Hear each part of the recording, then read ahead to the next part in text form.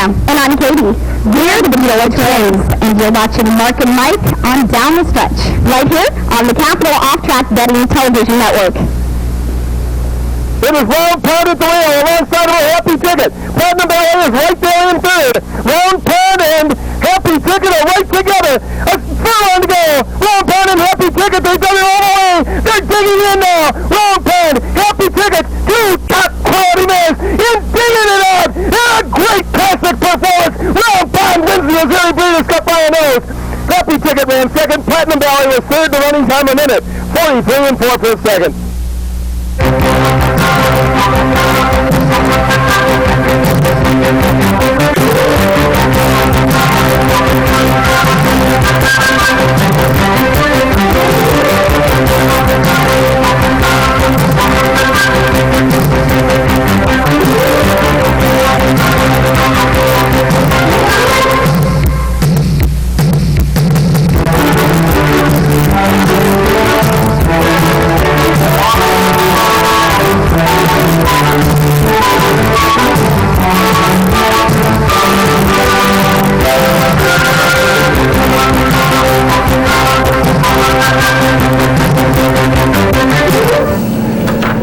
Good morning, everyone, and welcome to Down the Stretch. Along with my colleague Mike VIETCH, the racing columnist with the Saratogian, I'm Mark CUSANO, welcoming you to this morning's program as we kick off a very big day of racing from coast to coast for the three-year-olds. 4 major stakes races, and later on in the program we'll be taking a look at each and every one of those, and we'll also be chatting with 3 trainers of, each having a high-quality three-year-old. Mr. Steve ASSMUSSEN will join us a bit later on to talk about the 2006 debut of Private Vow in the Rebel. Then Mr. Mike Trombetta, who will saddle Sweet Northern Saint for this afternoon's contentious Gotham here in New York, as well as Jerry Hollendorfer, whose ultra-consistent Cause to Believe scored yet another victory in last Saturday's California Derby. We'll be looking back at a total of 7 races, including the Missouri Breeders' Cup, a great one which you saw during the Open. We'll again look ahead to today's 4 major races, and we will also look ahead to the promotion this weekend at the Albany Teletheater with Michael Kipnis. So all of that and much, much more if you stay with us on the morning after the University of Albany put one heck of a scare into number 1 UConn. Good morning. Well, those kids, good morning, Mark. They really played out of their skins for 30 minutes last night, and I really enjoyed seeing it, and they were just pumped right through the ceiling, and just a totally win-win situation for them in the college and the exposure, and great job by this coach. They really showed that they can play ball, and now, I guess, and I don't follow this too much, but I watched last night because it was UAlbany. It'll be great if UConn winds up the national champion, and we took them as far as we took them. So that's really good. UConn, in my opinion, actually the most talented team in the United States, but talent alone, doesn't always get you victory. You'll watch more games today than I'll watch till the next time UAlbany gets into the big dance. Coach Brown and his staff and those kids did a sensational job. They mixed up defenses. They played man-to-man, and most of the year they played man-to-man. They played a lot of matchup zone. They had Connecticut on their heels. Jimmy Calhoun was beside himself. He seemed to be much more than his players aware of the fact that they were in deep trouble for the first 30 minutes. That's a good point. As a follower of the game through my kids now who all are done with high school ball, but I just thought that what Albany did last night was a textbook exhibition of help defense when things went down underneath. They just had their hands going all night long. It was a wonderful performance. All congratulations to the University of Albany Great Danes. A terrific job, guys. Okay, we've got some emails to answer this morning. Let's get started. First from Jan. Jan, thank you very much. Mark and Michael, first off, I was recently given a copy of Foundations of Fame from a friend of mine. That is Michael's book. She even had Michael inscribe it for me. I would like to thank Mr. VIETCH for writing such a great history of Saratoga. I thoroughly enjoy his pedigree profiles, which, after all, are history. Jan, sometimes more history than others, and I have completed reading his book. I highly recommend it to anyone interested in horse racing history. I didn't realize you had a publicist. Well, Jan, I can only say thank you sincerely for your kind remarks, and folks, contact me. I got some books left if you're interested, but Jan, that was very kind of you to do. And as far as history, Mark secretly likes this newly fashioned pedigree because he never had me as a teacher. He don't know what he missed. And now, Jan has a question for you about breeding. Well, there are three actual very good comments here. Michael, I firmly believe that horse breeders have put their wallets before the health of the thoroughbred. Thoroughbreds used to have long, sturdy legs. Look at a picture of Rear Admiral, for instance. I have, and I do. Breeders are now breeding a much more fragile and delicate animal with toothpick legs that break easily and numerous other infirmities. Jan, you're not too far off on this, and more than anything else in the last 25 or 30 years, the key element has been speed, and the marketplace is just supporting breeding. And I'm not going to say indiscriminately, okay, but I'm going to say that speed is all the fashion, and I couple this right into something we've watched this spring. If you've got a 2-year-old that can run like the Dickens before he's even trained to run in a race, you've got a lot of money here. And this is the breeding part that's very upsetting to me. The other two factors I think we should say that is contributing to the frailty is year-round racing and medication. And Jen, I do have to say this, I may have said this to you personally at some point. I've been interviewing trainers and owners for a very, very long time. This usually comes up. I gotta tell you, 80 to 90% of them agree with your perception. Now, a couple of other things. Go ahead. All right, we're sharing this now. That's okay, yeah. Mark, I have a number of concerns regarding the Stronach Mall and Amusement Park, that in quotes. I have been going to Saratoga for 30 years now. If Magna is awarded the NYRA franchise, I will not go to Saratoga again. Now hold on, Jan. We know how special Saratoga is. You've been going for 30 years. We've been going for more than that. To me, shops, rides, and casinos do nothing to elevate thoroughbred horse racing. What kind of investments is Stronach making in actual horse racing? Well, you know, Jan, I mentioned on last week's show some of the positive things that I thought Magna has done at Gulfstream Park, and they are very positive.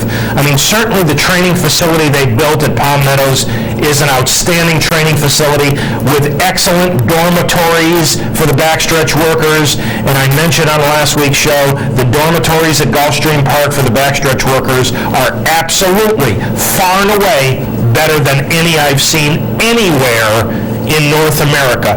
So they are doing some positive things. I don't happen to be a tremendous Magna supporter because I've seen what other things they do, but they have done some good things for racing. Let us hope that Saratoga, no matter who has the franchise, Saratoga will always be the very special place that it has been for decades and remains.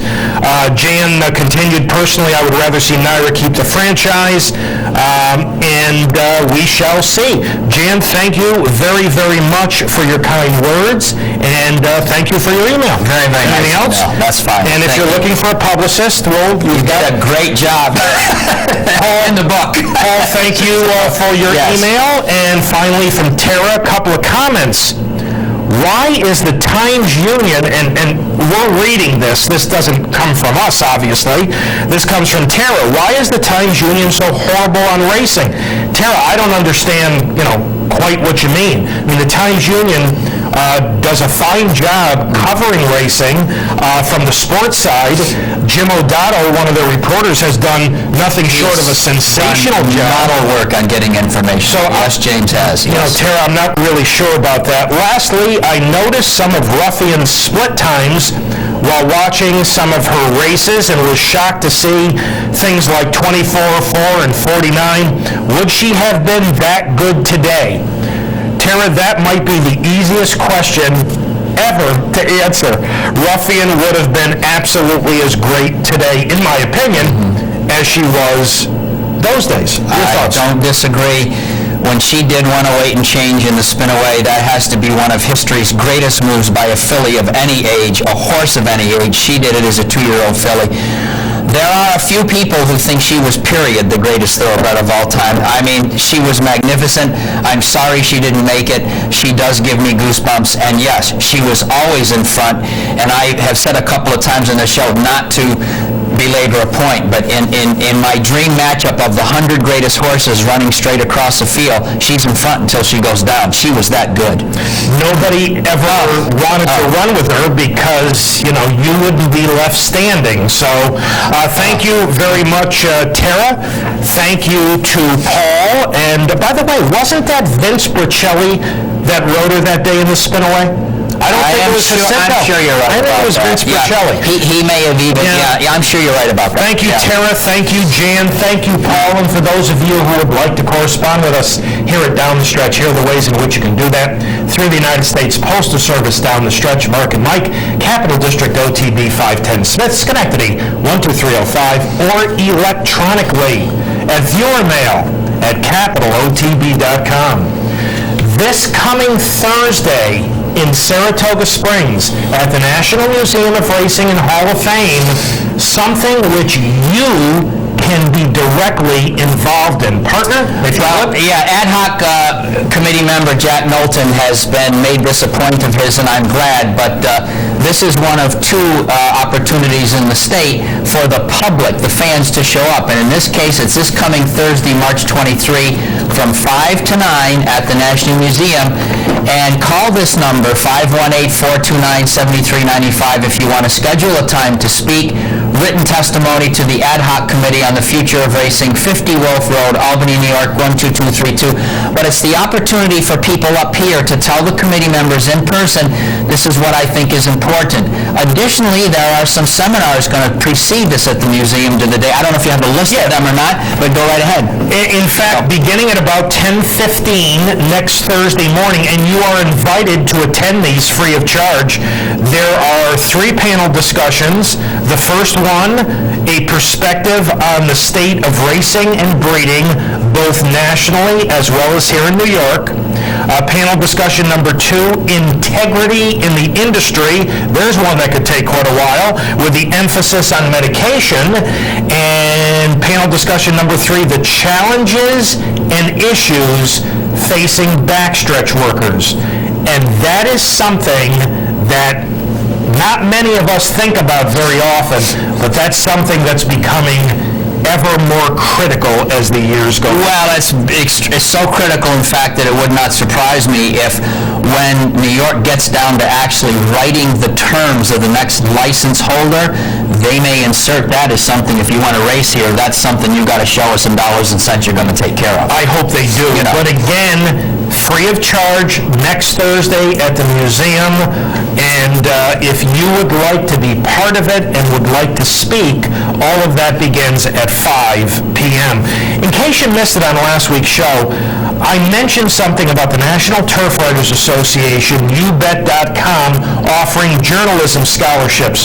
We've got the website and the telephone number for you again. For those of you who know any kids who are high school seniors or undergraduates, students must attend accredited colleges or universities and be in pursuit of either majors or minors in journalism. But there are a number of $10,000 per year scholarships up for grabs. For applications and submission guidelines, you can call the Race for Education at 859-252-8648 or go to their website, www.racingscholarships.com, for further information. And very quickly, congratulations to the winners of the New York Turf Writers Awards. The major winners, St. Liam winning the Secretariat Award as New York's Horse of the Year. Certainly no surprise. No controversy this year as opposed to Birdstone versus Gosaffer last year. This should have been a slam dunk. Also, and all of these winners will be saluted on August 20th at the Gideon Putnam Hotel in Saratoga. And again, the public is invited to attend. the late Bob Lewis, Cassius King Stable, Jerry Bailey, Edgar Prado, Todd Pletcher, John Velasquez, Tracy Farmer, and the Phipps Stable, all New York Turf Riders Awards winners for the year 2005. All right, time to go to the races. And we are going to begin with the Grade 3 Ozeri Breeders' Cup, a sensational 8.5 furlong duel between a pair of Grade 1 stakes winners, number 1 Round Pond and number 2 Happy Ticket.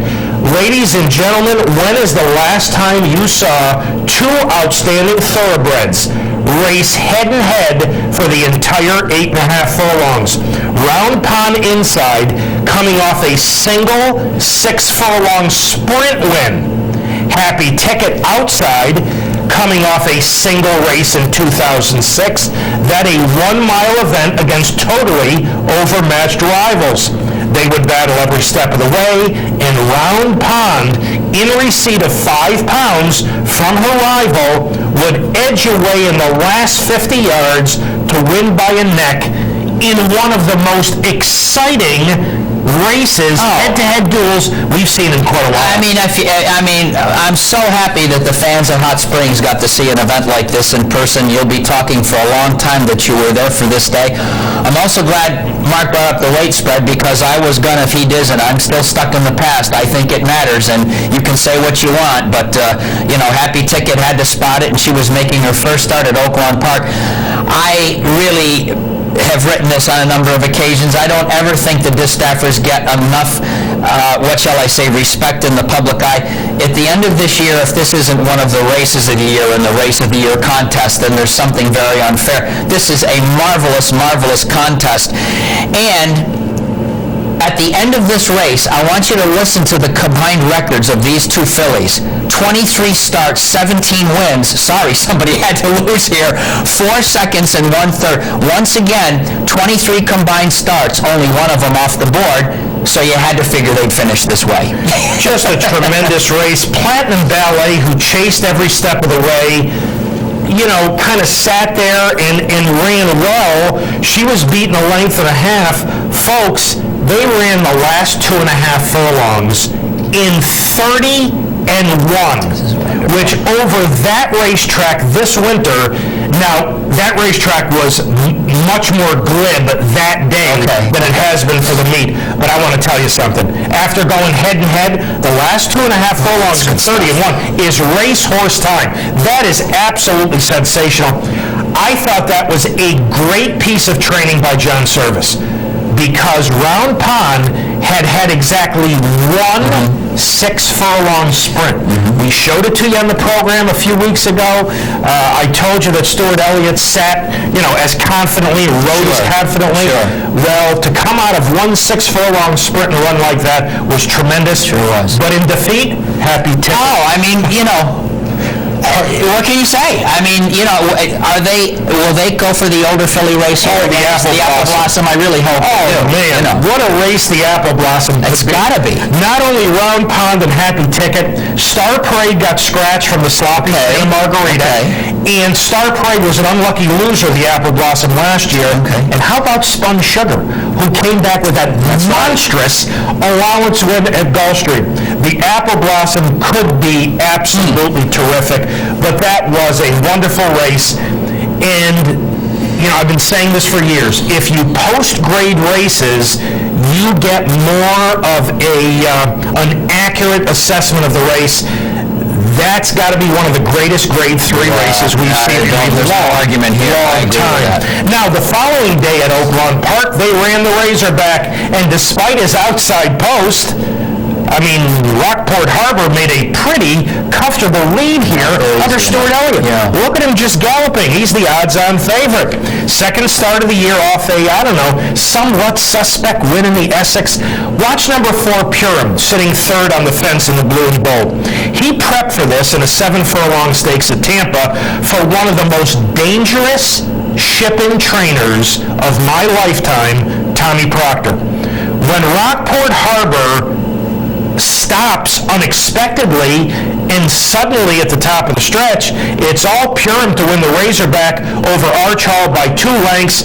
Rocky fifth, beaten 9 1/4. So a stunning defeat for Rockport Harbor. Big win for Purim. I guess if you were going to try to beat Rocky, this would have been maybe one of the only 1 or 2 you actually would have taken a shot with, because he is in very, very good form. Some might even say career form. This is a very nice effort. Unfortunately, this was not the real Rockport Harbor, and as we know, Purim, who's, by the way, another story of a horse who sort of started life on turf and came to life when he went to the dirt. Rocky has exited, Mark, with the re-aggravation of the Remsen injury going back. I'd like to know, and you may get to him if you talk to him, just how and where it happened, though, because he certainly was going awfully easy. He was moving very, very well, so maybe he was going with that, but that's too bad. They talked about retiring. The latest news we have is they're going to try to hang on for the rest of the year. That's off his website. And that's off the Rockport Harbor website, right, that they are going to try to keep him in training. At Gulfstream Park, last Saturday, they ran the Canadian Turf Handicap on the proper surface. It marked the 4-year-old debut of English Channel. He is sitting in second, stalking Gulch approval in the blue and beige. This is his first start since the 5th in the Breeders' Cup Turf.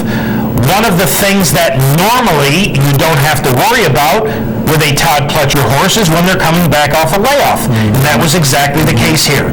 Because despite chasing all the way, English Channel is going to take over and comfortably hold off Miesque's approval and Silver Tree to win the Canadian Turf. Ladies and gentlemen, this horse has the makings, has every chance to be one of the top turf horses in the nation this year. And one of Mark's favorites, and I sure think he should be. He ran very good against Shakespeare in his first race against Elders last year. But I come from this from a totally different place. I mean, Mark, he wins the Canadian Turf. His sire is Smart Strike. You gotta like it. For those who don't understand what I'm talking about, Smart Strike is from the great Canadian family of Dan Smartley. So he was destined to win this race. I pay attention to things like that. Yes, I know you do. So English Channel with a very successful comeback at a distance which is probably a little bit shorter than his optimum distance, but he's going to be a major player this year. Want to give you a quick reminder about some weekday programming here on the network. Tune in for Prime Time with Gene Wood and a guest handicapper each Monday through Thursday on the non-NYRA racing days, and normally those are Mondays and Tuesdays from noon until 5. Wednesdays and Thursdays from 12:30 to 5:30. Gene Wood, as well as a guest handicapper on Capital OTB's Primetime, right here on the Capital Off-Track Betting Television Network. And we are up to our first break on this morning's edition of Down the Stretch. Thank you so much for having joined us. When Michael and I return, we will get segment 1 of our 3-year-old segment kicked off. As we go to this break, the Santa Margarita last Saturday at Santa Anita, sealed sloppy track. I simply do not like these racetracks. The favorite in here, number 9, Propose. So we'll take a look at the Santa Margarita going to the break, and Michael and I will be back with segment 1 of our 3-year-olds right after these messages. They go to the half-mile pole, and Healthy Addiction, a length and a quarter, Propose right there at the rail. Up alongside of her is Awesome Lady at joint second. Then we come back to Play the Lotto in fourth, and Sea Freeze at the rail. Only 3.5 off the leader. And behind them comes Bending Strings. Dream of Summer has 6 to make up, and now it's 5 back to Santa Candida. 3/8 to go in the Santa Margarita, and Healthy Addiction kicks on for home. Healthy Addiction gets loose by 2.5 now. Propose in second. Here's Sea Free now coming to danger, and Sea Free comes to take on Healthy Addiction. Propose battling on from fourth, and Dream of Summer, they come for home now, and Healthy Addiction leads it just over length. Sea Free takes in game. Propose, Dream of Summer on the grandstand side, home it round, and Healthy Addiction keeps on finding, drifted out quite a bit, but it's Healthy Addiction keeping them all at bay, and it's going to be Healthy Addiction and John Ford to win the Santa Margarita. Dream of Summer got up second, CP was third, and Propose finishes fourth. Hi, I'm Lisa Lewis, and you're watching the Capital OTB Network.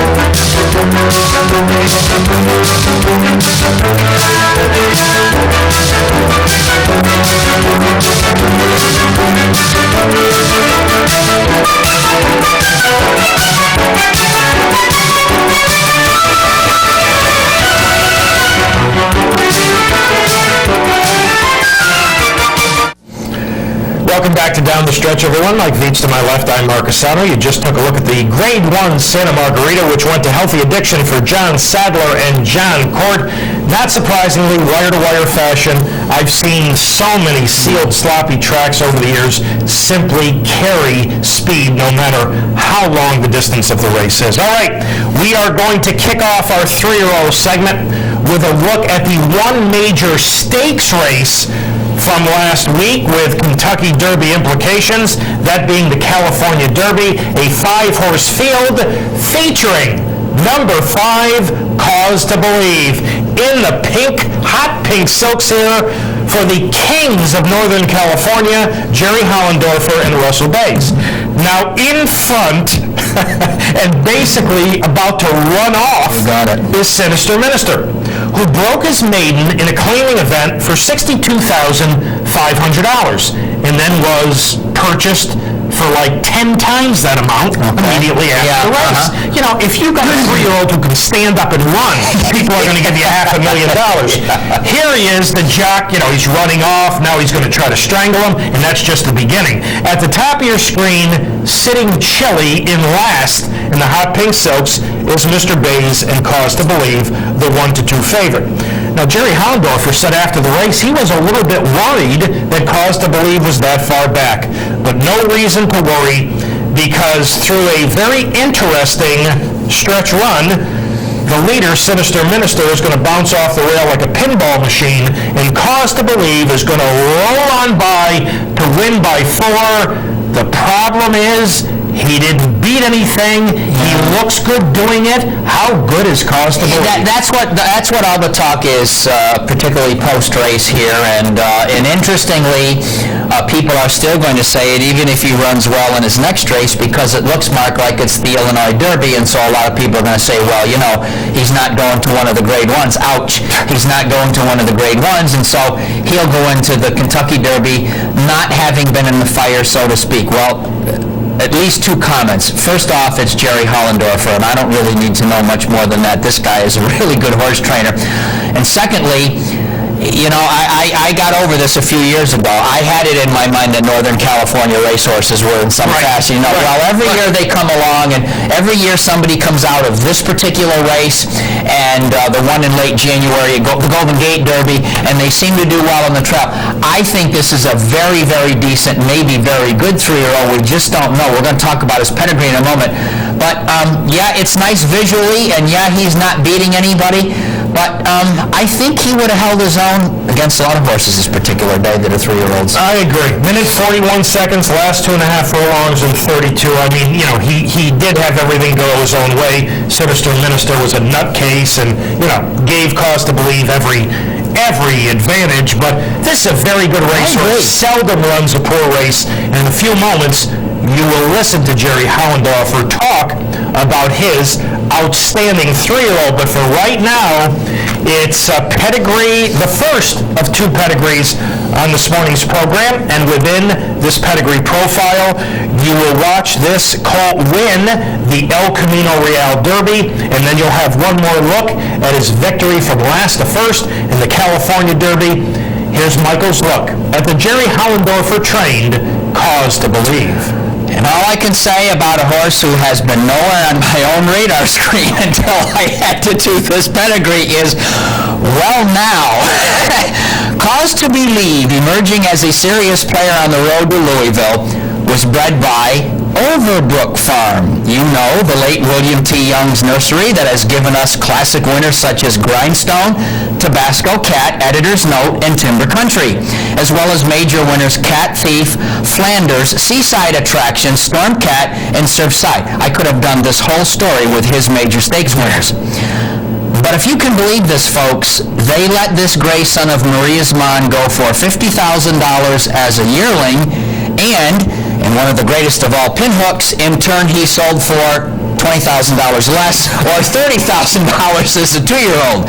He is owned by the very lucky Peter Redekop, who is now a believer in the power of good breeding. Cause to believe sire was the champion juvenile of 1995 when he won the Sanford at Saratoga and the Champagne Stakes at Belmont Park for our good friend trainer Rick Schosberg. There is such a thing as being an immediate hit at stud, and he was when Kentucky Derby winner Monarchos came from his first crop. Maria's Mon's other top runners include High Limit, winner of the Strube and Louisiana Derby, and Fantasy Stakes winner See How She Runs. Maria's Mon easily gets a 10 as a sire. Cause to Believe is out of the unraced Stormcat mare Imaginary Lady, bred by Overbrook. Her mother is Overbrook's Grade 1 Hollywood Starlet winner, Cuddles, who has produced Catch Me If You Can, winner of the Grade 2 Genuine Risk at 6 furlongs, and the Thoroughbred Club of America, a Grade 3 at the same distance. Cuddles is also the mother of Country Romance, winner of the Victory Ride Stakes going short at Saratoga. Cause to Believe's third dam is 7 furlong Barbara Fritchie handicap winner Stellarette, a daughter of Tentam, that's a lovely broodmare sire there, whose offspring include Nuriette, the mother of Tap to Music, winner of the Grade 1 Gazelle at 1 1/8 and the Grade 2 Delaware handicap at 1 1/4. The latter in which Tap to Music defeated Kentucky Oaks winner Keeper Hill. Nuriette is also the mother of Northern Afleet, winner of the San Fernando at 1 1/8 and the sire of none other than Afleet Alex. His fourth dam taps nothing but class and stamina from the mare Square Angel, a Canadian Oaks winner at 9 furlongs and champion in Canada, whose sire Quadrangle won the Belmont Stakes over the immortal Canadian Northern Dancer. Square Angel is the mother of Love Smitten, winner of the Grade 1 Apple Blossom at 1 1/16 over Family Style and the Grade 2 Santa Maria over Champion North Cider. And she is the dam of Swain, winner of the Coronation Cup and the King George Queen Elizabeth at 1 1/2 miles. Square Angel is also the mother of Canadian Oaks winner Kamar, the dam of Queen's Plate winner Key to the Moon, who placed the Dr. Carter in the Gulfstream Park Handicap, 10 furlongs, and is also the mother of Gorgeous, winner of the Grade 1 Ashland, Grade 1 Hollywood Oaks at 9 furlongs, and placed in the Breeders' Cup Distaff. This immediate family also includes the aforementioned Seaside Attraction, winner of the Kentucky Oaks at 9 furlongs, Fantastic Light, winner of the Breeders' Cup Turf, and the Great Voltigeur at 12 furlongs, and Cape Town, winner of the Florida Derby at 9 furlongs. This female family is all class and registers 9.9 on the pedigree scale. Cause to Believe was bred by one of the most thoughtful and insightful breeders of the last quarter century. Mr. Young's matings have brought together one good family after another and gives us cause to believe that somewhere else among these genes is another classic winner. 9.95, Mark. Ultra consistent, 9 starts, 6 victories, and a trio of seconds, never been beaten going 2 turns. And when you watch the El Camino Real followed by the California Derby, you saw him in the El Camino Real when he made the lead, he pinned his ears, he tried to pull himself up. He did not do that in the California Derby. Part of that is due to the fact that he's trained by a man who's been around a long time, has been highly successful, he obviously knows what he's doing. But take a look at those pedigree numbers. I'm sure my partner, gave him a couple of extra points because he's got so much Canadian breeding. That's an automatic. 9.95 for the son of Maria's Mon, Cause to Believe. What they really did, that bunch, is they came down here and did it on our Grade 1, so it's a really classy family. Jerry Hollendorfer is the king of Northern California. He's absolutely dominated that circuit for decades. He's had some very nice 3-year-olds in the past, and has had some bad luck on the road to Louisville. Well, he's got another nice one this year in Cause to Believe, and yesterday I had a chance to sit down and chat with Mr. Jerry Hollendorfer. Jerry, talk about Cause to Believe's last to first victory in the recent California Derby. Well, we were planning on being up a little closer to the pace, but they ran so fast the first quarter and to the half, and actually to the 3/4 too, that we were way back off the pace, and the horse was showing us a new dimension, showing that he can come from really far out of it and still have a good turn of foot the last part of it. So we were very happy with that part of his race. Jerry, he actually appeared to be running very comfortably here in the pink silks. What did Russell have to say to you after the race? Nothing. He just said that I asked him if it was important. The lead horse bumped the rail a couple times, and I asked him if he thought he would have won anyway, and he said he was going to pick up that horse no matter what happened. So that was the only thing I said to Russell. And then he told me that he thought he had a lot more horse left. And when our horse came to the wire, he had his ears up. And so we don't really feel like he laid everything down that he could have. Jerry, if you would, describe Cause to Believe from a physical standpoint for our audience. Well, he's not a huge horse, but he's not small either. He's a medium-sized horse with a nice long body and nice long legs, which allows him to have a nice stride and to follow through like that. So while not being very tall, he is a nice-sized horse. And Jerry, how has he progressed for you? You know, you ran him in the San Miguel sprinting, which obviously isn't his strongest suit. Then you come back with the El Camino and the California Derby. He seems to be steadily moving forward and progressing for you. Would that be accurate? I think that's accurate to say that, and it looks like he's going to be able to get more distance. And in our next race, we'll answer that question about a mile and an eighth in the Illinois Derby, which is our next planned action. So if he trains well and everything works out, then on April 8th we'll run in the Illinois Derby. And we were considering that path for quite some time now. Jerry, Cause to Believe is really ultra consistent. He fires every time you load him in the gate, but sometimes that means that there might not be that much more room for improvement. Have you reached the bottom of him yet? I don't think so, and I mean, you always hope that there's more. If you do run into that roadblock, then I guess you just have to change your course of action or change your plans. We don't want to go to the Kentucky Derby unless we're going to really be a big contender. So we're looking for another big race in the Illinois Derby. And I would have to say that both owners, both Peter Redekop and Peter Abruzzo, would not go to the Derby unless they think they have a legitimate shot. Jerry, it's kind of interesting. So many 3-year-olds are nominated to the Triple Crown because, first of all, it's only a $600 nomination fee, and many of these 3-year-olds don't even end up breaking their maidens. Here we have Cause to Believe, a very talented 3-year-old who was not nominated. Why was that? Well, Mr. Redekop, at the time, Peter Abruzzo did not own any part of this horse. Mr. Redekop wasn't interested in nominating him at that point, so he did not nominate him. So he said he would be happy to pay the $6,000 to nominate later if the colt showed that much promise. So now he has shown enough promise to get nominated, so our guys are ready to put their money up. Jerry, you've trained some pretty talented 3-year-olds in the past. Off the top of my head, Event of the Year and Globalize. How does Cause to Believe, at this stage of his career, stack up against those?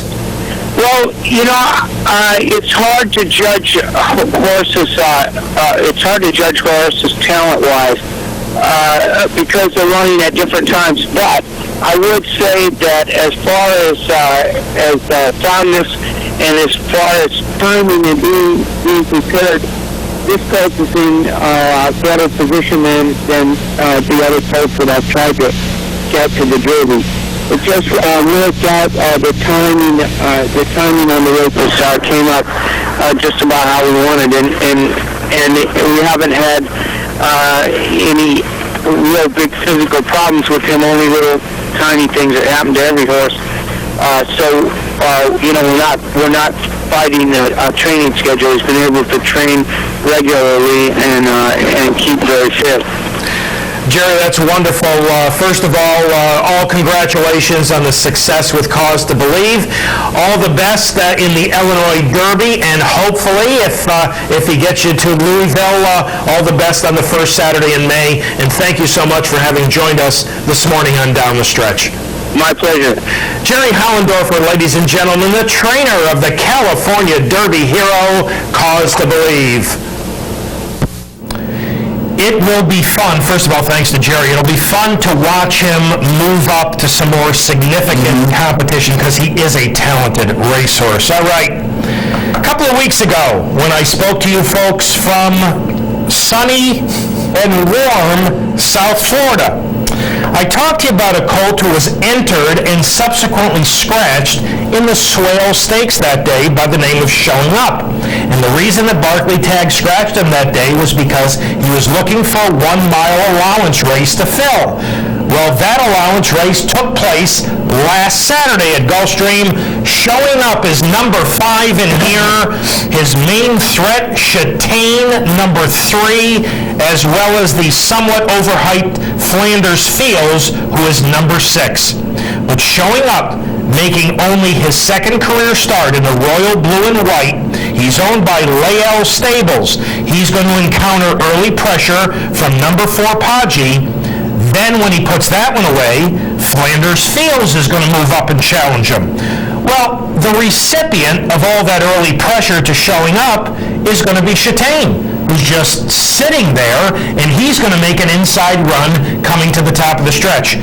But to show you just how good Showing Up is at this early stage of his career, he's going to repel all the challenges, including the major one from Châtain. He's going to draw off as much the best to win it by 2 1/4.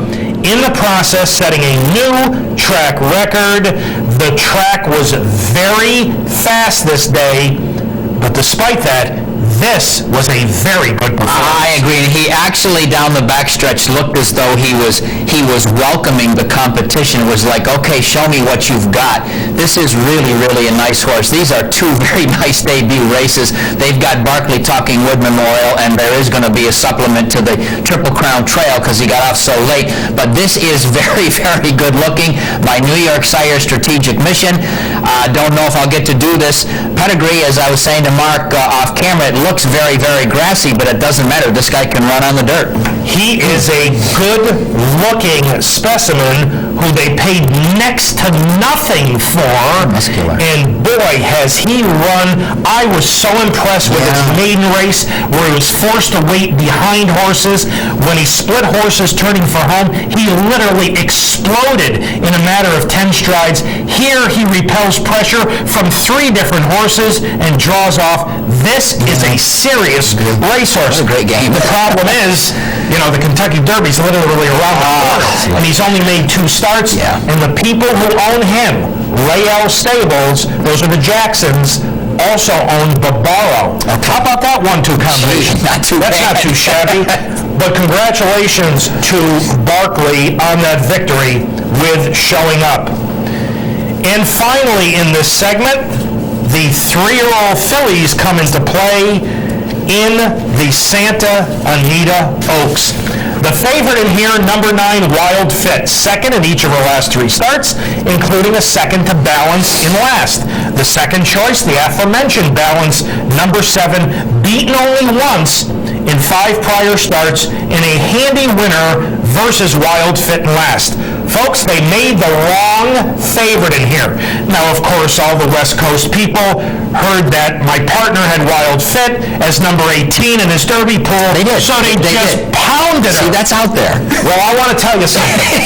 Watch number 7 Balance in the navy blue silks with the orange trim. Despite a very wide trip throughout, which is not easy to do going 2 turns at Santa Anita, she will prove much the best in the Santa Anita Oaks, scoring by 2.5 over 27 to 1 shot Quiet Kim, and a non-threatening Wild Fit finishing 3rd. David Hoffmans has done a superb job with her. He has gotten her to calm down and behave better. She relaxes more for the rider. The only negative in here, watch this run through the stretch. Every time Victor Espinosa hits her with a stick, she swishes her tail because she's saying to Victor, what the hell are you hitting doing me this for? to me for? I got a wide trip every step of the way. I'm giving you everything I have. I'm tons the best in here. Don't hit me anymore. Partner, this was a brilliant performance. She is very, very fine. I surrender. I'm not trying to beat her, at least down on the West Coast anymore with Wild Fit. She is a very, very fine 3-year-old filly, and she's following in the footsteps of some very fine West Coast California fillies. Folklore's out there too, but right now this gal is 100 yards in front of her in every aspect of the game. She is just marvelous. I love her name. It really does fit. And I guess the latest news, I might have caught it this morning, was that this might be it right to the Kentucky Oaks. At this point, she's number one there as far as I'm concerned. There's no question about it. Daughter of Thunder Gulch. Folks, it is just so hard to race wide every step of the way, going 2 turns in Santa Anita. And Victor was out in the 4 or 5 path most of the trip, but she just keeps grinding. She keeps plugging along. 1:42 4/5. The last 2.5 furlongs in 31 and 1, despite this trip. Now, I would like to ask Victor, that's a very, very fair question. Why would you do that? I got you. I saw it when I watched it last Saturday night. Every time he sticks her, she swishes her. Take Victor, come on. I mean, she's given you everything she has, but this filly has become so much more professional. In her early races, she was keen. Now she relaxes. This is just a marvelous 3-year-old filly, and right now, she is absolutely the early favorite for the Kentucky Oaks. Partner, I really like this. She deserves that role, and I wish her all the best. She's an extraordinary filly, by one of my favorite sires, actually, too. It is possible, very possible, that Wild Fit does not like Santa Anita. She's never won over that stretch. Well, yeah, I think she's better than that, but like I said, I'm giving up on the West Coast. There's no doubt about it. This filly's just got it all over her. Congratulations to David Hoffman. Great job. And we are up to our next break on this morning's edition of Down the Stretch. Thank you so much for having joined us. When Michael and I return, part 2 of our 3-year-old segment, which will include interviews with Steve Asmussen, with Mike Trombetta, a first-timer to the program, my partner's second pedigree profile, and a look at this afternoon's major stakes races from coast to coast. So all of that and much, much more coming up right after these messages. I'm Barclay Tide. I was the trainer of Sunnyside who run the Kentucky Derby. And you're watching the OTB Television Network.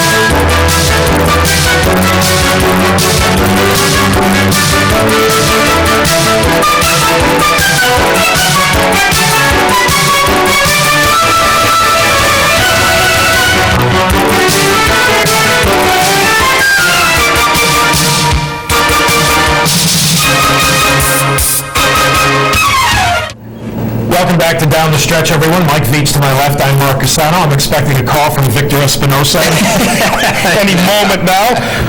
Next guest. Steve Asmussen has had several absolutely sensational years. If it weren't for the unbelievable seasons of Todd Pletcher, chances are he would have won an Eclipse Award by this point.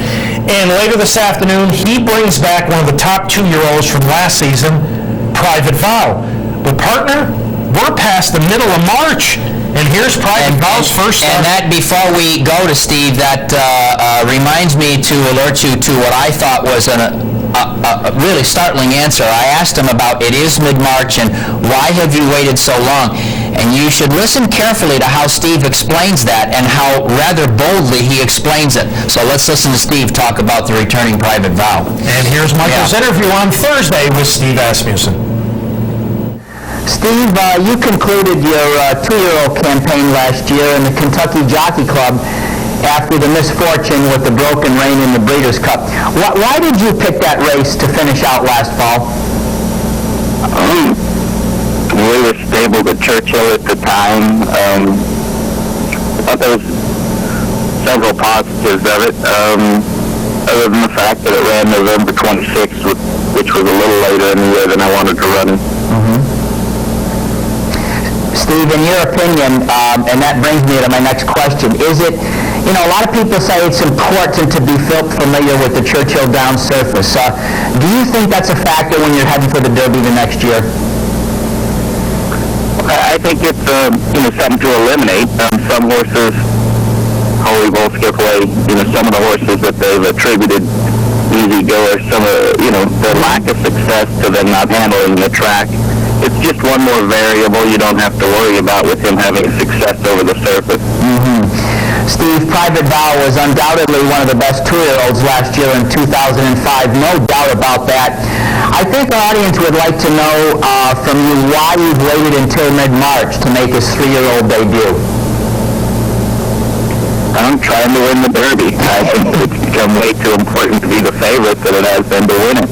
I thought all 3 of the major preps last year were better than the races that the horses ran on Derby Day. And I just, third race back off a layoff has been consistently a horse's strongest race. He already has the graded earnings to get in the race. He just needs to be good enough. That is fascinating. Steve, as you brought him back up to this race, how has all his training moves gone as we get near the Rebel? I've been very pleased with how much better he's looked on a week-to-week basis. He has improved. I've been at Oakland quite a bit. I've seen Lawyer Ron training. He's a very fast horse that's extremely impressive right now. But I do think that these are 2 horses that are at the crossroads Saturday. I think Lawyer Ron's never going to get better, and we're on our way to getting better. Steve, as you approached this race, was the Rebel always your first choice? In other words, the reasons for picking the Rebel for the comeback? I entertained ideas of the Southwest, which was, late February. But looking at our horse, I would have risked, be my thought. I'd have put too much pressure on him and not been comfortable with it. So I decided to wait for this. That decision happened a long time ago, but just wanted to keep him at 2-turn races. He's had a 2-turn win. He's very intelligent. I want him, at ease mentally with what is expected of him. And this is a good starting point. It seems to me you're actually anticipating my questions because you really have again thought about my next question. When we talk about getting ready for the Derby, there's always this issue of when you come back at 3, do you start out short, 1-turn versus 2-turn? The fact that you went 2 turns last year, did that dictate the return at 2 turns? Or, what you think? Oh, it did. Okay. Right. Once we made the decision to go 2 turns, I didn't want to confuse him. He's a very intelligent horse, but a confidence level comes with knowing what's expected of you. And I think if we'd have backed him up to a 1-turn race, we'd have put a little confusion in his mind that would have only hurt us. Understood. Steve, if the Rebel works out well, have you given any thoughts as to where you might go next with him? I plan on running him back in the Arkansas Derby, even if the Rebel doesn't go well. Horse racing, all kinds of things, as I've proven, can happen. And it's just a good spot for him to be this time of year. We had him in Florida until this weak because of weather. Oaklawn this time of year is, I think, the ideal place for him to be and for him to physically do as good as he possibly can. We had deciding on the Rebel and the Arkansas Derby, I could get 2 preps in him and then he could move straight from there to Churchill. All of those things factored into where we're running and when. Steve, he's been away for quite some time. You're coming back in the Rebel. What, I guess tactically, what kind of an effort, performance are you looking for? He's usually close to the pace. Will there be any special instructions to the jockey for this race? We're going to try to get him to relax more than usual, which may not be optimum for Saturday, but we're still thinking first Saturday in May and everything that'll be best for that. And I do want him to back off more than he has so far. Okay. Well, Steve, we appreciate your time very much this morning here at Down the Stretch. Our audience looks forward to his particular effort in the Rebel, and we wish you all the best until next time. Thank you. You're very welcome, Steve. Ladies and gentlemen, Steve ASSMUSSEN, the trainer of Private Vow, who comes back in the Rebel Stakes at Oaklawn Park on the road to the Kentucky Derby. Quite interesting. Steve talking about the Kentucky Derby being his third start off the way off. That he feels gives you the prime effort for a horse.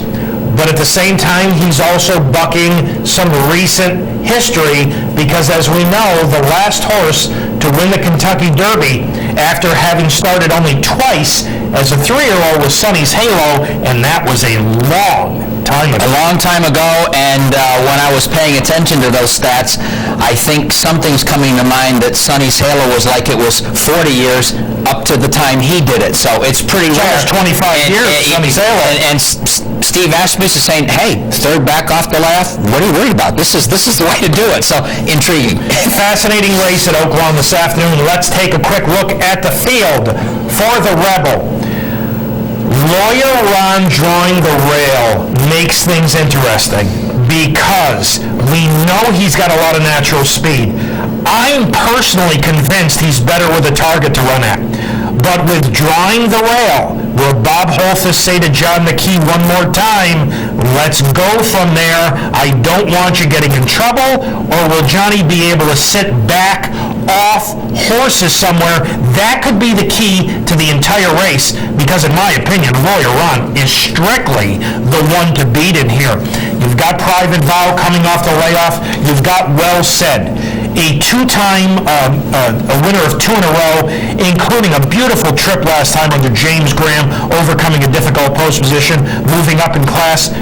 The surprise to me, ladies and gentlemen, is the presence of Music School. Neil Howard, not the type, once he gets beaten off pretty good, I thought for sure that he'd, give this horse, an allowance race of some kind and take his time. That's very surprising. Very un-Neil Howard-like. I mean, it was un-Neil Howard-like to run in the Southwest because it was really off schedule, but that was changed from a Monday, so he changed his mind. And now having really just clearly come up short in that particular race, Neil is very, very conservative, and he's gone back to what is the toughest 3-year-old race so far at Oaklawn Park. And then you got a guy I like, Drawn Ugly. He has but Drawn I Ugly, like him again. But he doesn't have speed. He's going to drop back and save ground. And what he gets this afternoon that he didn't get in the Southwest is a longer stretch run. Yes. Now they run out to the finish line, where in the Southwest the race ended at the 16th pole. So Steppenwolfer, extremely dangerous in here. But again, I think the way the race sets up in the first half mile with Lawyer Ron may be the key to this. But very interesting. Lawyer Ron, Steppenwolfer, and the return of Private Vow. Now that's the Rebel Stakes field on the West Coast this afternoon. At Santa Anita, I am just getting word that later this afternoon, the forecast at Oaklawn Park, pay particularly close attention to the network here before you make a bet.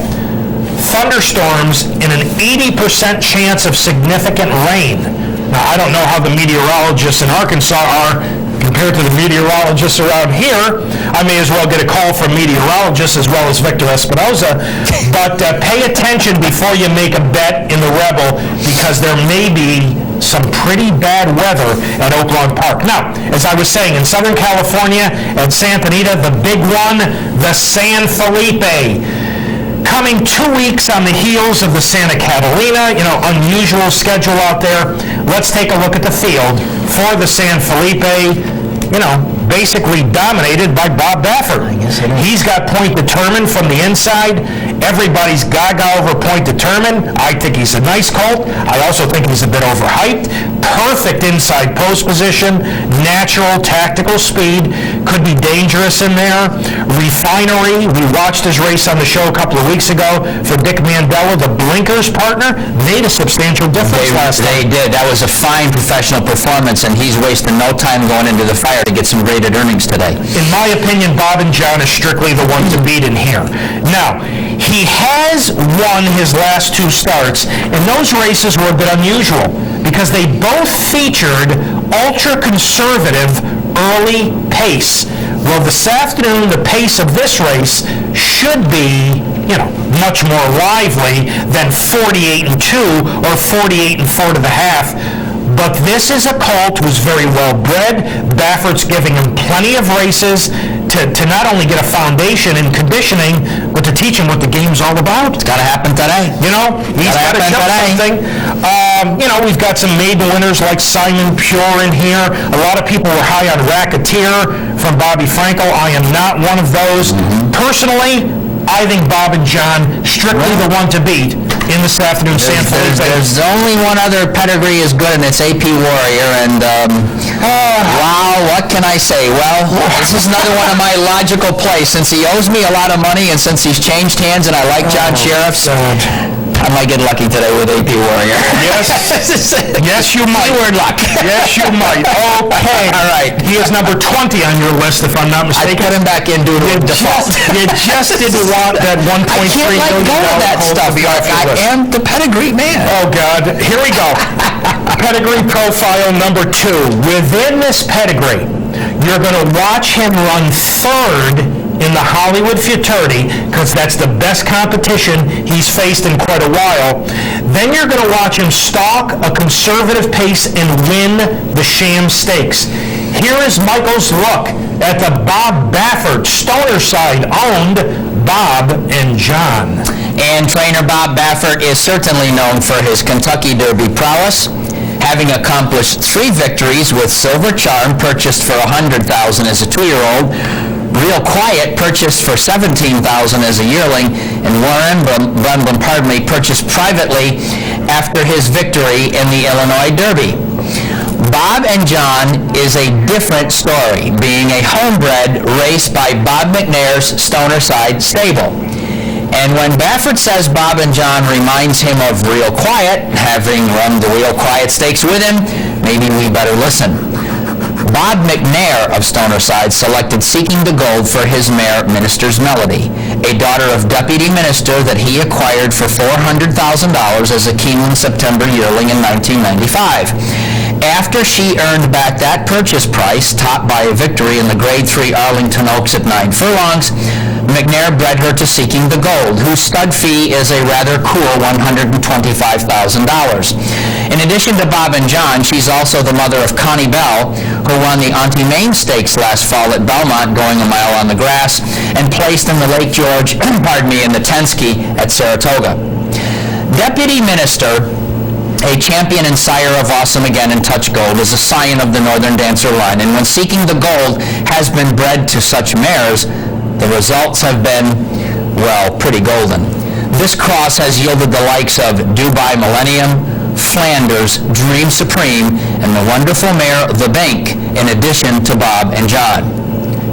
Trainer Baffert remarked recently that he was tired of spending millions of dollars on yearlings that never turned out. But I don't think he minds Mr. McNair spending big sums in selecting the future Hall of Famer to train his well-bred babies. Seeking the Gold, who gets a 10 as a sire, that's easy, won the Dwyer and the Super Derby when they were both Grade 1 affairs. As a Phipps product, he comes as well-bred a sire as you can want, and is the father of Dubai World Cup winner Dubai Millennium, who flashed the kind of potential that had his fans dreaming of true greatness, Alabama Stakes winner and champion Heavenly Prize, Test Stakes winner Dream Supreme, and Breeders' Cup Juvenile winner Cash Run. In short, seeking the gold can get you any kind of horse, and they are usually marked by very high class. He may be known as a filly sire, but Bob and John could end that tag in a few weeks. Bob and John's second dam is My Song for You by Washington, D.C. International winner Seattle Song. My Song for You is out of a truly important mare named Two Bald, whose sire Bald Eagle also won the Washington, D.C. International, and whose son Exceller won the Jockey Club Gold Cup over Seattle Slew in a race that should make any historian's list of the 10 greatest races of all time. In addition to the 12-furlong Gold Cup, Exceller won the Coronation Cup at the same distance, the Canadian International at a furlong longer, and the Prix Royal Oak at 15 panels. Two Bald is also the mother of Breeders' Cup Juvenile winner Capote and American Standard, winner of the Orange County at 9 furlongs, and of Baldski, who placed in the Grade 2 Omaha Gold Cup at 9 furlongs. Bob and John's fourth dam is Hidden Talent, a Kentucky Oaks winner whose sire Dark Star gave the immortal native dancer his only career loss in the Kentucky Derby of 1953. She produced stakes winner Turn to Talent, who placed in several major turf events, the Orchid at a mile, the Modesty at a mile and a 16th, and the Beverly Handicap at a mile and an 8th. Finally, Hidden Talent's mother is Dangerous Dame, a daughter of the great Nasrullah, who produced Heavenly Body, winner of the Matron. This female family gets a solid, and this is a Mark CUSANO number, a 9.5T, giving Bob and John an overall rating of 9.75. This is a cross of potent families. Bob Baffert has found some nice spots to run Bob and John, some soft spots. He's taught him some lessons, steps up in class a bit for this afternoon's stakes, but that's a wonderful pedigree, a perfect 10 on top, 9.5 on the bottom. The T denotes the turf influence on the bottom of the pedigree, for an overall VIETCH rating of 9.75, owned by Bob McNair's Stonerside Stable. We had Mr. McNair on the show from Saratoga a few years ago. Bob McNair and I both attended the University of South Carolina. I like to tell people that between Bob McNair and myself, we have donated a little more than $56 million to the University of South Carolina. Bob and John trained by Bob Baffert and a very solid 9.75. Let's recap all of Michael's pedigrees, which he has done with the exception again of Stevie Wonderboy. Let us take a look, and at the very top is Bluegrass Cat at 10.1. Just a tick below is Corinthian at a perfect 10. Cause to Believe in Bob and John. Wow, 9.95 and 9.75. Barbaro, who will start next in the Florida Derby, 9.71. Lawyer Ron, who starts this afternoon in the Rebel at 9.45. Brother Derek at 9.0. First Samurai 8.9. Keat Entry, who will go 2 turns this afternoon for Don Lucarelli at 8.81. And Achilles of Troy, who will face off against Keat Entry and Sweet Northern Saint and a few others at 8.65. Michael, thank you very much. Been enjoyable so far this year. The colt at the very top of the VIETCH pedigree rankings, and the colt who is number 1 on my partner's list of Kentucky Derby prospects is Bluegrass Cat, and he starts in this afternoon's Tampa Bay Derby. Let's take a look at that field, and, unless something highly unusual happens here, Bluegrass Cat simply lays over the field in this afternoon's Tampa Bay Derby. He does, partner. That's as good a way to put it. He just does lay over them, yes. Deputy Glitters, the 6th horse, who was second behind Bluegrass Cat at 63-1 in the Sam Davis. You're obviously not going to get anywhere near 63-1 according to the morning line. He's a 2.5 to 1 second choice. Steve Asmussen, interesting colt, Storm Treasure, kind of sucked up for second behind Strong Contender. John Ward's outstanding racehorse at Gulfstream last time. Little Cliff, he might be the underneath horse in here.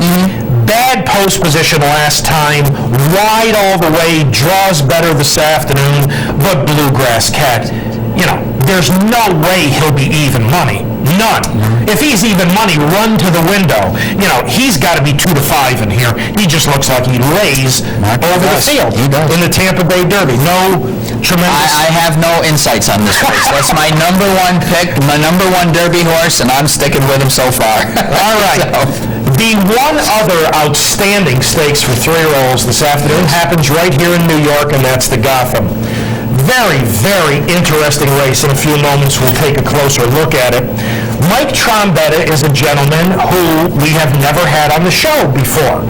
Mike Trombetta is based in Maryland, and Mike Trombetta has a fascinating 3-year-old by the name of Sweet Northern Saint. And yesterday, I had a chance to sit down and chat with Mike Trombetta. Mike, tell the audience a little bit about yourself, if you would. Well, I guess I've been training horses for about 20 years now, and basically been stable in Maryland the whole time, and had a couple of nice horses over the years, but this 3-year-old is taking us to a new place.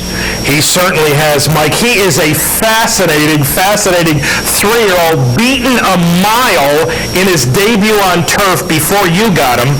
Then he comes to you. He breaks his maiden twice.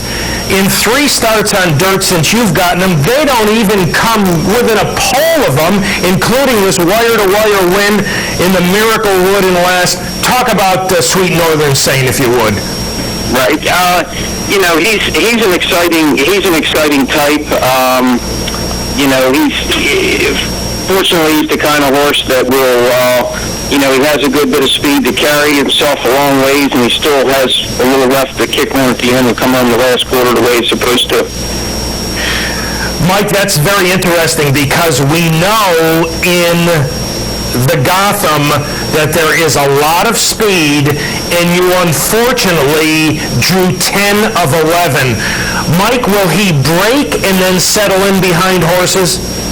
I think he will. I think he will if the need arises, but that's more or less going to be a rider's call. He's going to have a decision to make real quick, and I entrust that to him. And Mike, the rider you have is Kent DeSormo coming in from the West Coast. Tell our audience a little bit about, maybe your discussion with Kent and or his agent, how you convinced him to come east to ride Sweet Northern Saint. Well, I do believe he's intending to, move his tack this way, and, his agent called after he found out I was in the market for a rider, and I had a lot of very good riders call and express their interest in riding the horse, but, he was one I have a little bit of a relationship for when he was back in Maryland. He started with his apprenticeship back here, and he was nothing less than fantastic, and, I should have a pretty good comfort level that he's in good hands. Mike, the first time you ran Sweet Northern Saint, you ran him for a $40,000 claiming tag. I have a 2-part question. Part 1 is why, and part 2 is, did you finally breathe when you found out he wasn't claimed? Well, the answer to the first part of your question, I asked myself that question immediately afterwards as well. And the second thing I did was call the racing office to find out if there was any claims in the race. And even though the numbers were blinking and I knew I was going to be taken down, I was extremely relieved. Mike, describe Sweet Northern Saint to our audience from a physical standpoint, if you would. I guess there's nothing that really stands out about him. I think he's a growing young horse. He's going to mature into a big, strong horse, I believe, when all the growing's done. But, he's just a laid-back type of individual, and that's how I was a little bit fooled. I knew he had ability, but I was a little bit fooled early on because, he's the kind of horse that just routinely works in moderate workouts. You don't really display his talent a whole lot to you into the morning unless you're really pressing hard. And, if you challenge him, then he shows you what he's made of. But, it's nothing for him to work a half and 50 and 5/8 and 103. I mean, he just... he doesn't show the same things in the morning that he shows in the afternoon. Mike, we know there's been some health problems in the Middle Atlantic region, and in fact, for the first time on Saturday, NYRA will allow horses from Maryland. Have you missed any training time? How's Sweet Northern Saint been doing health-wise? Yeah, he's fine. Now, we've missed zero. I mean, we've had good weather. You know, this whole scare that came through here, I mean, unfortunately, it was something that had to be dealt with. Other states have since gone through this as well. You know, they did a good job in getting it all quieted down, and but we didn't miss a day. Mike, realistically, with the post position draw and everything else, realistically, what do you expect from Sweet Northern Saint in the Gotham? I would expect him to give a decent account of himself in the race. If you're asking me do I think I can win the race, that's why we're coming. We're coming to give it our best. Well, Mike, all congratulations on the success with Sweet Northern Saint. It's been fun watching him progress through the ranks, and, you know, I'm thrilled that nobody claimed it for $40,000 from you that day. Congratulations again on all the success. Good luck in the Gotham, and thanks for having joined us on Down the Stretch. I appreciate it. Mike Trombetta, ladies and gentlemen, the conditioner of Sweet Northern Saint. Thanks so much to Mike, and what a fascinating race this is. You know, the Gotham, for how many years we've recognized it as a one-turn, one-mile race. This year, Naira decides to keep it on the inner track, 2 turns at 1 1/16, and it's come up a terrific race. Let's take a look at the field for this afternoon's Gotham. Partner, why don't you give your thoughts to the audience? This is an intense race. I mean, Keyed Entry goes 2 turns. I think he's by more than, I actually think he's more the horse to beat than Achilles of Troy, who's dominated the winter meet, but hasn't beat, we don't think, too much. The presence of Sweet Northern Saint fascinates me. He's sitting out there, and I asked Mark when we were listening to the interview about this possibility of him, you know, taking back and raiding back there. There is so much front-end speed here. I'm even interested in Lisa Lewis, believe it or not, since she's been paying attention to all these trainers going turf to dirt. She's going to give it a whirl today. And my surprise in here, I think if you toss out Mickey's He's an Old Salt, he may have a chance to pick up a check today. Just toss out the race at Tampa Bay. Okay, the Lisa Lewis that you're talking about is church service. Of course. Right, you didn't mention his name. I apologize. I want to make sure that when you give out a 30-to-1 shot that, you know, the audience understands who the heck you're talking about. Sure. After 14 years, I don't understand you half the time. I also, first of all, good luck to Don Lucarelli, the part owner of Keyed Entry. Don and a large group are down at Aqueduct today to watch Keyed Entry. This is a very, very serious racehorse. Yep. If he can handle 2 turns today, he'll be tough. I mean, Achilles of Troy draws awfully well. Ramon should be able to send them, then sit in behind horses and pounce. We're going to see if he's good enough. Awful post position, dreadful post position for Sweet Northern Saint. DeSormo's going to have to brake alertly, then drop in behind horses and save some ground. But he's a serious racehorse. Yep. And, you know, while I don't happen to like church service, I do agree with my partner. If he's an Old Salt, goes back to any of his better races, the second in a maiden race at Churchill, the win against Sun River, going 2 turns at Gulfstream, he could be a factor at a real nice price from a perfect post position. So an intriguing renewal of the Gotham this afternoon. Ladies and gentlemen, keep in mind, here are the approximate post times for the 4 major races this afternoon. The Gotham at 4:50. The Tampa Bay Derby 25 minutes later at 5:15. Then you take a rest, get a bite to eat. The Rebel at 6:40 our time, and then 30 minutes later the San Felipe at approximately 7:10. So 4 major races for the 3-year-olds from coast to coast this afternoon. And we are up to our final break on this morning's edition of Down the Stretch. Thank you so much for having joined us. When Michael and I return, we will be joined by Michael Kipnis, who this weekend will have a special promotion at the Teletheater, and Michael's going to tell you folks how you can get involved. So Michael and I will be back with the Wizard right after these messages. Hi, I'm Jimmy Turner, and you're watching Capital A TV. And that's good.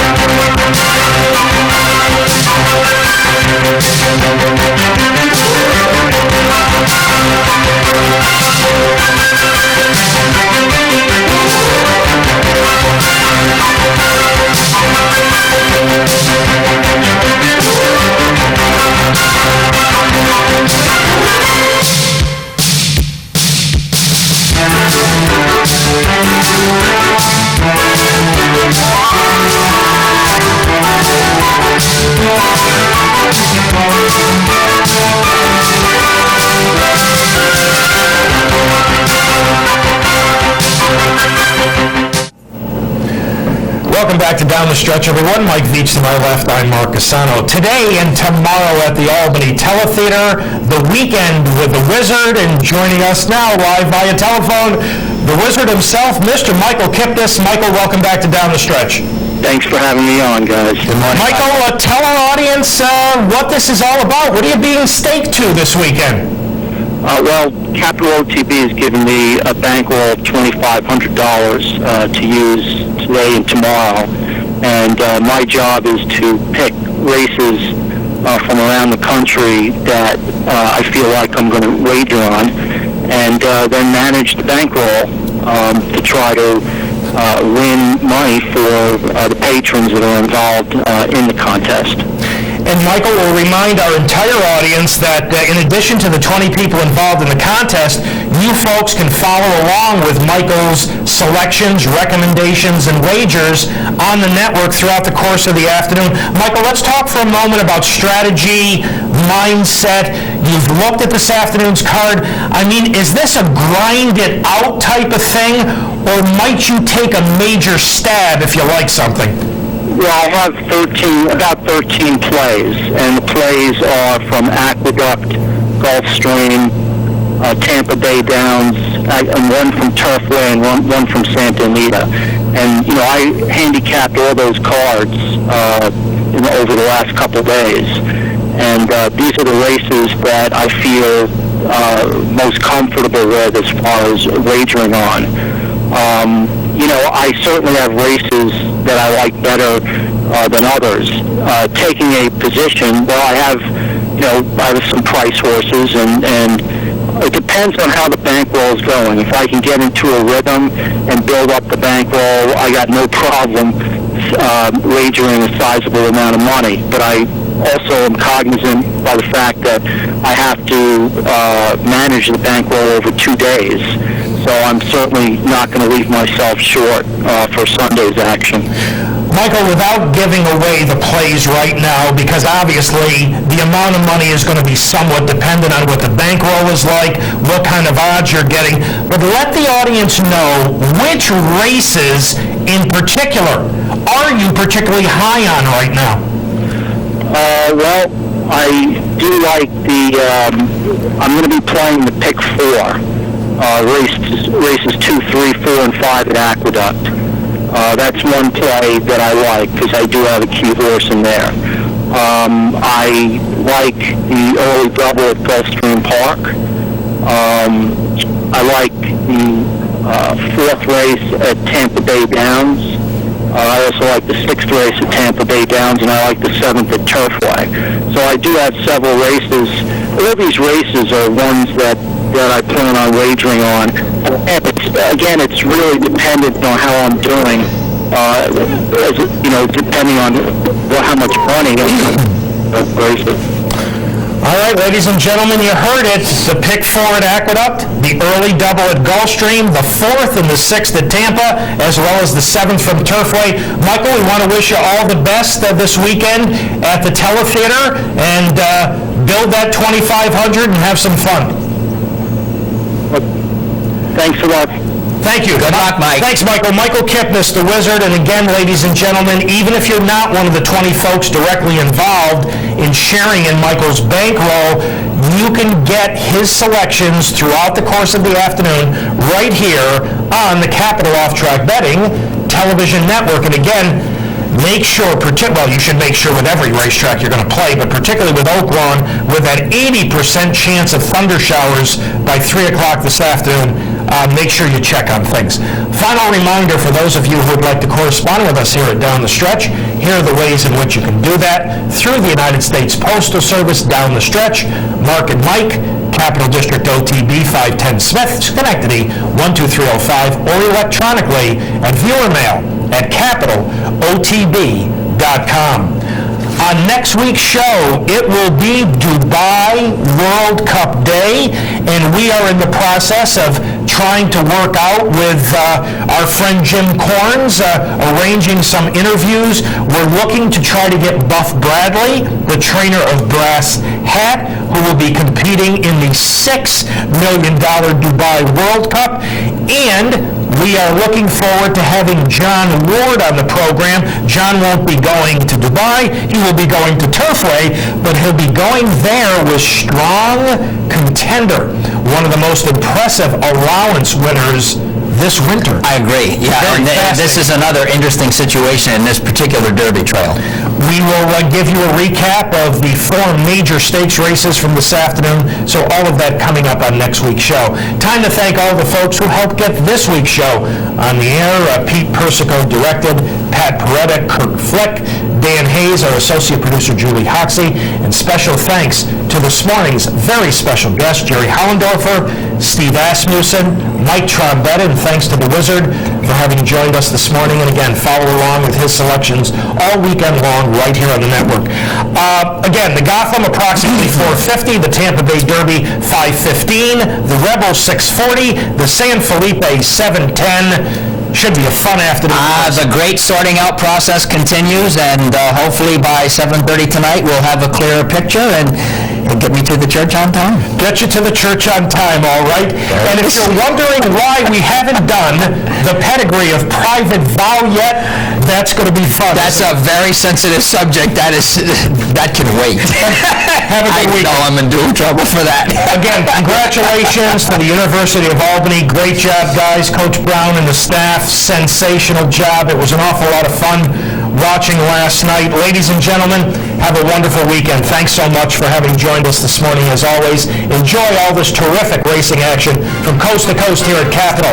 So have a wonderful weekend and a terrific upcoming week. And Michael and I will see you next week.